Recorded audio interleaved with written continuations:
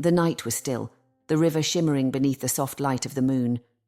Omalicha sat beside Obina, feeling a warmth she hadn't known in a long time. There was a quiet peace between them, but her heart was heavy with worry. As much as she cared for Obina, she knew the danger her feelings held. She was bound by a curse, a promise made to the river spirit Mamanwando long ago. If she broke that promise by loving someone, the consequences would be dire. Obina took her hand gently. His eyes, soft and sincere, seemed to see right through her. "Omalicha, I don't know what weighs on you," he said quietly, "but you don't have to bear it alone. I'm here for you." Omalicha forced a small smile, but inside her heart ached. If only he knew the truth. She couldn't tell him. It was far too dangerous. She gazed out at the river, feeling its silent pull, its reminder of the curse she carried. Hidden behind the trees, Okeki watched them with burning jealousy. Okeki had tried to win Omalicha's heart once, offering his strength and courage, but she had turned him away. Seeing her with Obina, laughing and sharing quiet words, filled him with a rage he couldn't ignore. His fists clenched as he whispered to himself, "If I can't have her, no one will." The next morning, Okeki began spreading whispers among the villagers. His voice was low and filled with warning. "Have you seen how strange Omalicha is with Obina?" he asked one villager, looking around cautiously. "She rejected every man in the village, yet with Obina it's different. I fear she may be using magic on him." A few villagers exchanged uneasy glances, nodding thoughtfully. Okeki's words planted seeds of doubt in their minds, and his accusations slowly took root. Elder Udo, a respected figure in the village, overheard the conversation and frowned. He was known for his cautious nature, and Okeki's words troubled him. "Are you suggesting that Omalicha has some unnatural power?" Udo asked, his tone serious. Okeki nodded, his eyes wide and filled with false concern. "It's possible, Elder. No ordinary woman can control men's hearts like this. We must be careful around her, or else she might bring harm to us all." Elder Udo looked around at the other villagers who had gathered, their faces marked with worry. He knew the power of fear and how quickly it could spread. "We must keep an eye on her," he said, his voice grave. "If Omalicha brings harm to our village, we need to be ready." And so, suspicion grew, and Omalicha, unaware of the whispers, went about her day, her heart heavy with a feeling of unease she couldn't shake. As days passed, Omalicha felt the shift in the air. The once friendly villagers now cast suspicious glances her way, and whispers followed her wherever she went. Friends she had laughed with were now wary, their gazes clouded with doubt and fear. She couldn't understand what had changed, but the distance she felt from the village was undeniable. Obina noticed the sadness in her eyes as they met by the river one late afternoon. His heart ached seeing her struggle. "Omalicha, don't let their foolish words trouble you," he said, reaching out to take her hand. "I know you. I know your heart, and it is kind." Omalicha's lips trembled with a weak smile. "Thank you, Obina," she whispered, but her heart remained heavy. She wanted nothing more than to tell him her secret, to open her heart fully. But the curse bound her in fear. If she revealed the truth, Obina might turn away in fear. Or worse, the curse might unleash something she couldn't control.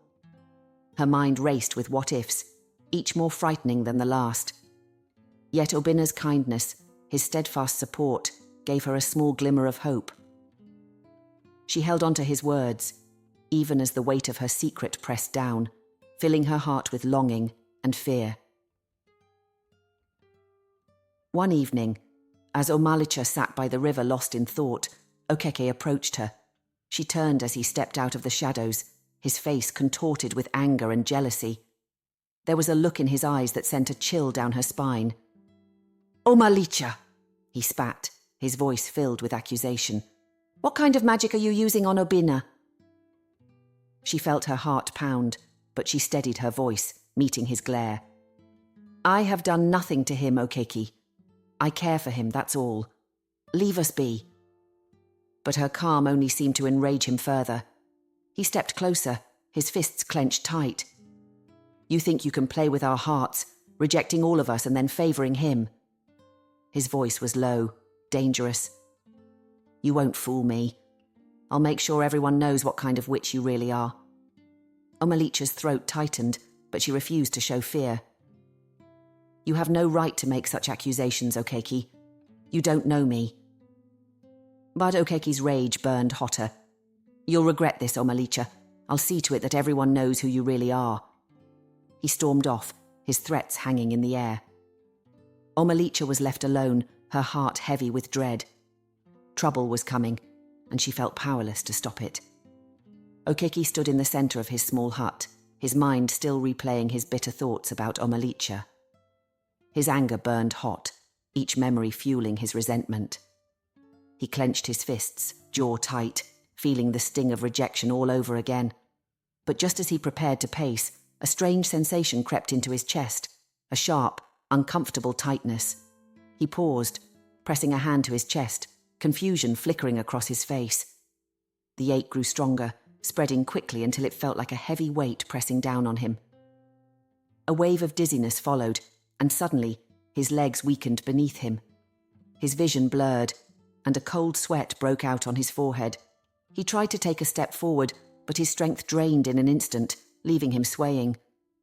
Before he could understand what was happening, his body gave way, and he sank down onto the floor of his room, clutching his chest. His breaths came short and shallow, each one a struggle. Okeki realized, with growing fear, that he was suddenly and unexpectedly ill, his body gripped by a weakness he had never felt before. The next morning, the villagers found Okeki lying on the ground, his skin pale and cold, his eyes wide with fear. He tried to speak, but his voice was weak and slurred. Through choked breaths, he managed to say only one thing. "Omalicha." "She cursed me." Panic spread through the village like wildfire. Whispers of fear and anger filled the air. The villagers believed that Omalicha had used dark magic to harm Okeki, and soon they were convinced she was dangerous. "She's cursed him," they said. "We must protect ourselves from her." Omalicha, though innocent, found herself facing the blame for Okeki's strange misfortune. She could feel the weight of the villagers' accusations pressing down on her, and she knew that her life had just taken a dark turn. The village gathered to discuss the incident, their faces filled with worry and suspicion. Elder Udo stood before them, his expression grim as he spoke. "Okeki has been struck down by something unnatural," he said. "He claims that Omalicha is responsible. We cannot ignore such a grave accusation." Omalicha stood on the edge of the crowd, feeling every accusing eye on her. Her heart raced as she struggled to keep her voice steady. "I did nothing to him," she said, her voice trembling. "I have no powers, no magic. I am as human as any of you." But her words fell on deaf ears. The villagers' minds were already filled with fear, and her pleas did little to change their hearts. They watched her with narrowed eyes, their stares sharp with judgment. Obina stepped forward, his face set with determination. "Omalicha is innocent," he declared. I know her heart, and she would never harm anyone." Elder Udo shook his head, his gaze filled with doubt. "Words alone cannot change the reality we face. We must protect our village." Omalicha walked slowly through the village, her head down, feeling the heavy weight of everyone's stares. The familiar, friendly faces she'd known all her life were now cold, distant, and filled with suspicion. Friends who once greeted her with smiles and laughter now turned their backs or quickly looked away, as if even looking at her was dangerous. She heard whispers as she passed, voices low but sharp, filled with words she couldn't quite make out but didn't need to. The message was clear. She was no longer welcome. Even the children sensed the change.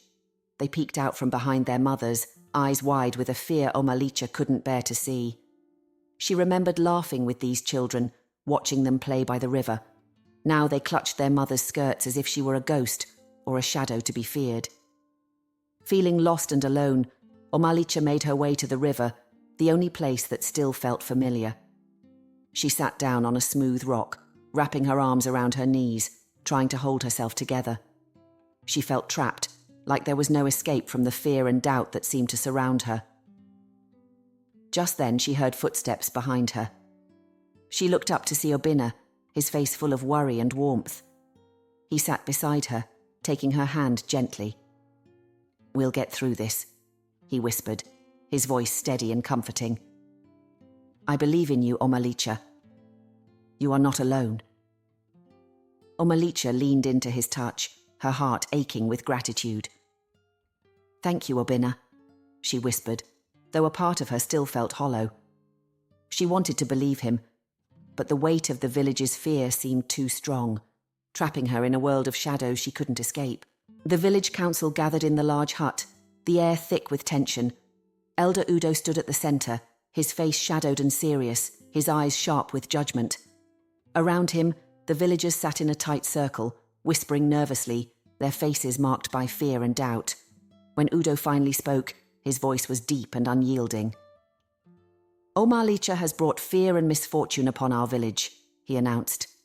"People are frightened, and strange things have happened since she arrived. If she cannot prove her innocence, we cannot let her stay among us." The crowd shifted, murmurs spreading through the room. Some nodded in agreement, their eyes dark with suspicion. To them, Elder Udo's words were truth. Omalicha's presence had unsettled the peace of their village, and they didn't want to risk more harm. But Obinna rose to his feet, his gaze firm and determined.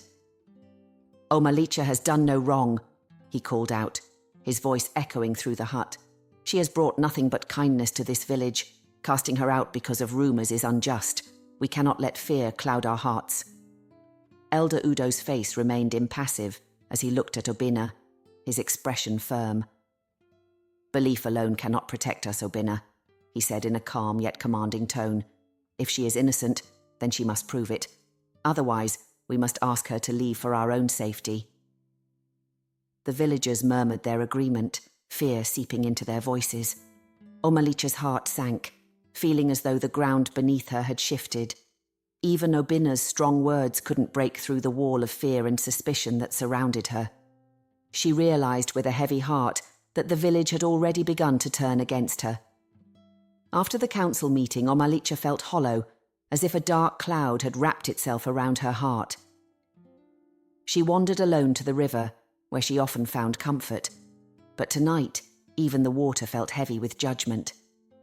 Just when she thought she was truly alone, Obinna appeared beside her, his face a mixture of worry and determination. He took her hands, his grip warm and steady. "I won't let them do this to you, Omalicha," he whispered. "We'll find a way to make them understand. I'll stand by you no matter what." Omalicha looked down, tears pooling in her eyes. "You don't understand, Obinna. There are things about me, things I can't tell anyone. If I do, I fear terrible things will happen." Obinna lifted her chin gently, meeting her gaze with his warm eyes. "Then trust me," he said softly. "Whatever it is, we'll face it together."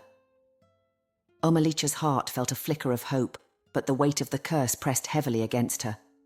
She longed to tell him the truth, to trust him with her secret. But what if revealing it meant bringing disaster?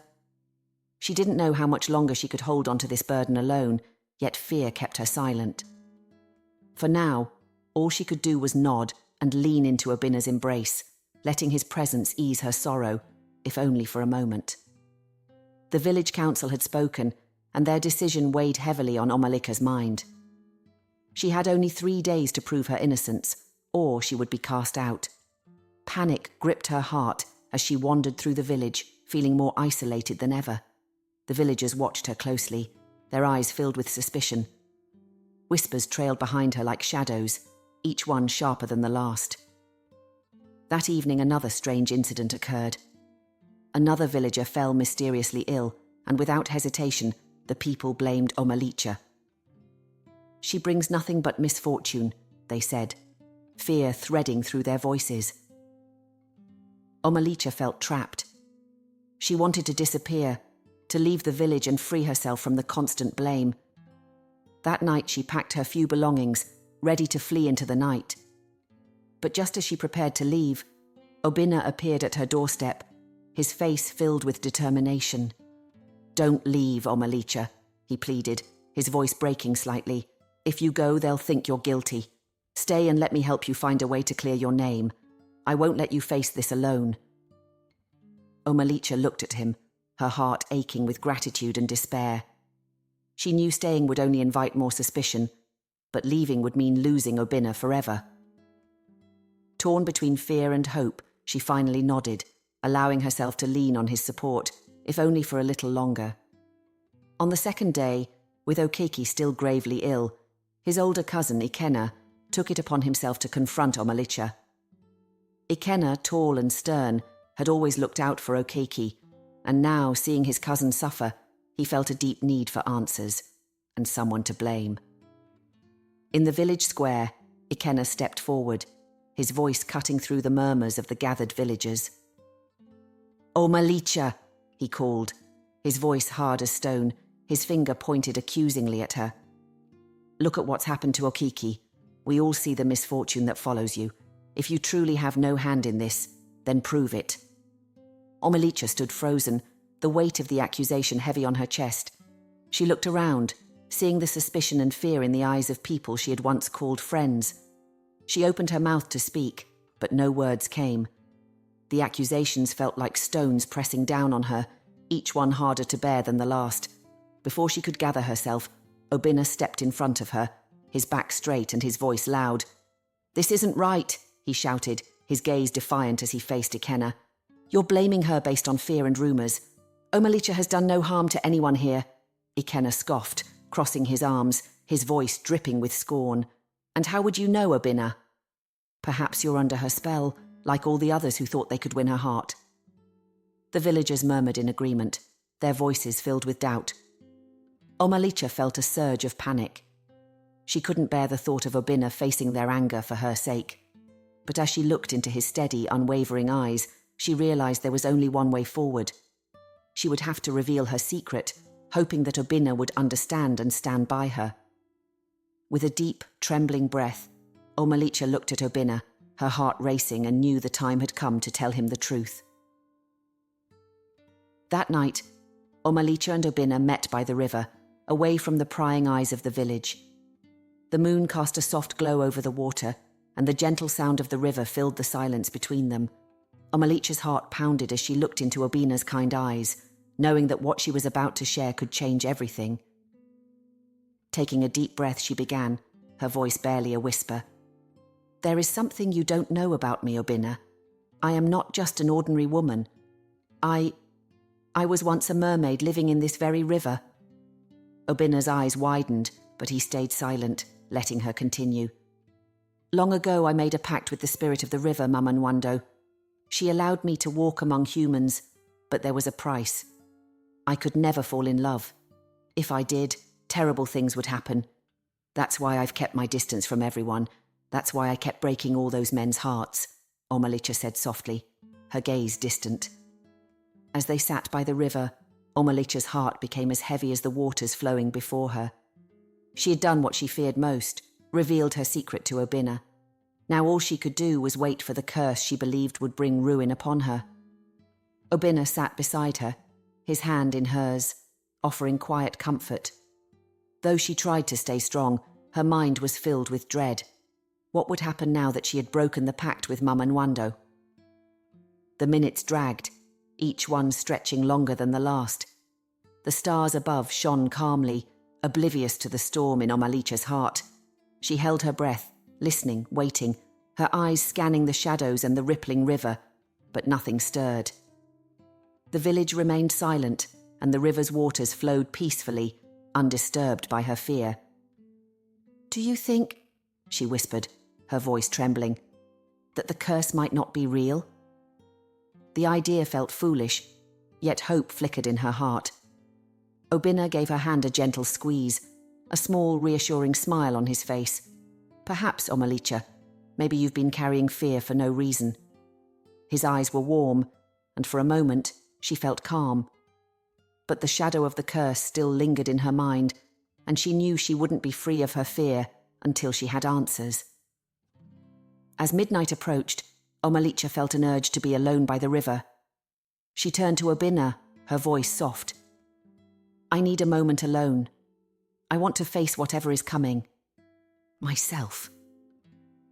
Obinna nodded, understanding, and left her with a comforting glance. Alone, Omalicha knelt by the riverbank, her heart pounding in the quiet night. She closed her eyes and whispered, "Mama Nwando, I am ready.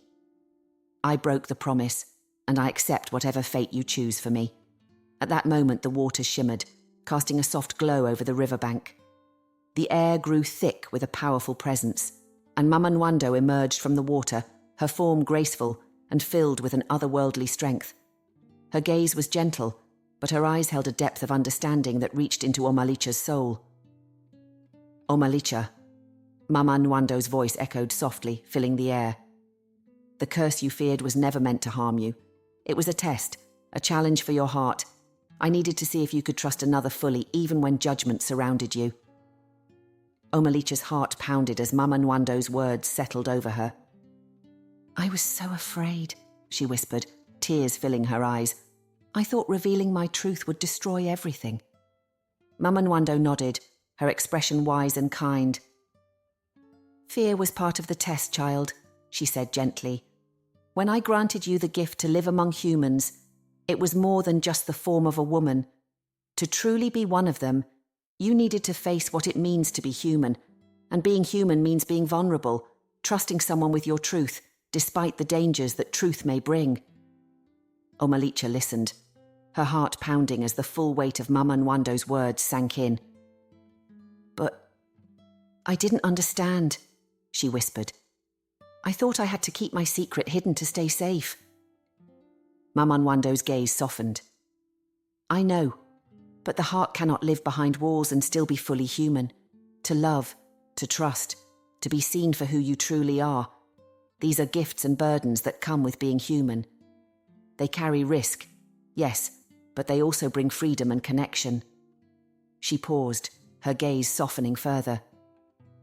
"I brought Okeki's illness upon him, to see if you would rise above or let the fear of judgment hold you back." Omalicha's eyes widened in shock. "You caused Okeki's illness?" "Yes," Mama Nwando replied, her voice steady. "I wanted to see if you would stand firm in your truth or hide away to protect yourself.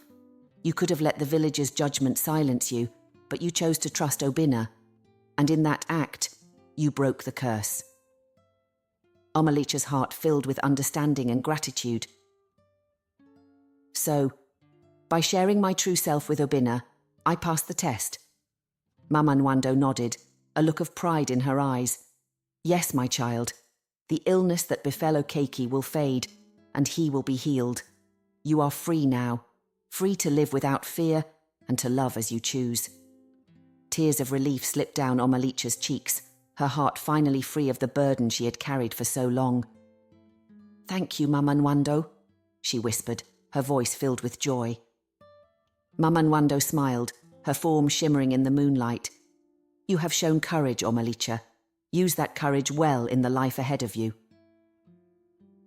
With a final, warm glance, she faded back into the river, leaving Omalicha alone under the starlit sky, filled with peace and gratitude. For the first time in her life, Omalicha felt truly free. The curse was gone, her fears laid to rest, and the river that once bound her now seemed like a friend, guiding her into a future of endless possibilities. As dawn broke over the village, Omalicha sat by the river, feeling lighter than she had in years.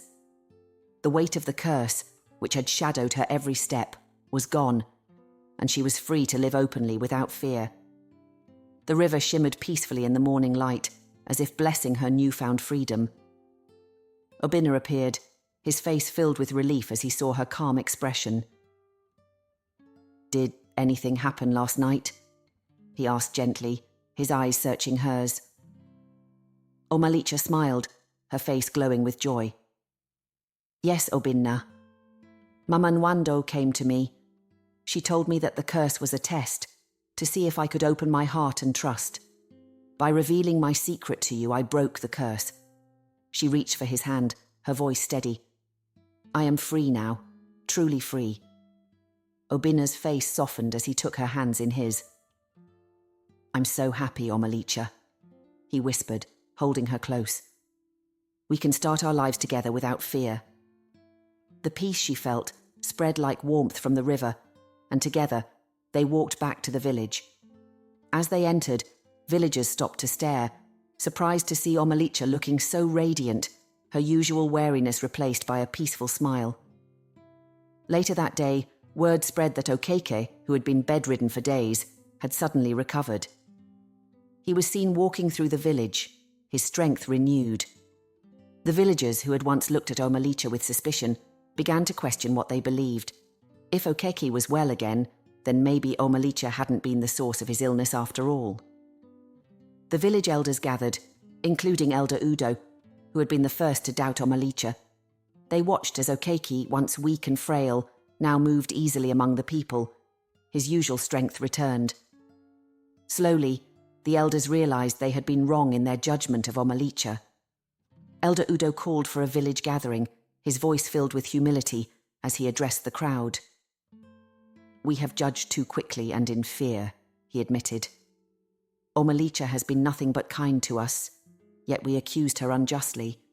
It is clear that she has brought no harm upon us." The other elders, who had been watching quietly, nodded in agreement. Omalicha, standing beside Obinna, felt a wave of acceptance and relief wash over her, as the people who had once feared her now welcomed her with open hearts. As time passed, Omalicha and Obinna built a life filled with love and joy. Freed from the curse and the weight of her secret, Omalicha blossomed, sharing her heart openly with the village and especially with Obinna, who had shown her that trust was worth every risk. Their days were spent in laughter, in shared dreams, and in quiet moments that spoke of a love that ran deeper than words. The men whom Omalicha had once rejected watched this transformation from a distance. At first there had been a sting of regret, a sense of loss over what might have been, but as they saw her and Obinna together, a new understanding settled over them. Omalicha's love had never been theirs to claim. Her heart had found its rightful place. Each of the men, once wounded by her rejections, came to find peace with this truth. In their own time, they moved on, finding new paths and new loves, each one accepting that Omalicha's journey was hers alone. With this acceptance came a quiet respect for the strength she had shown, and an understanding that some connections are simply not meant to be. Years passed, and Omalicha and Obinna's bond grew only stronger.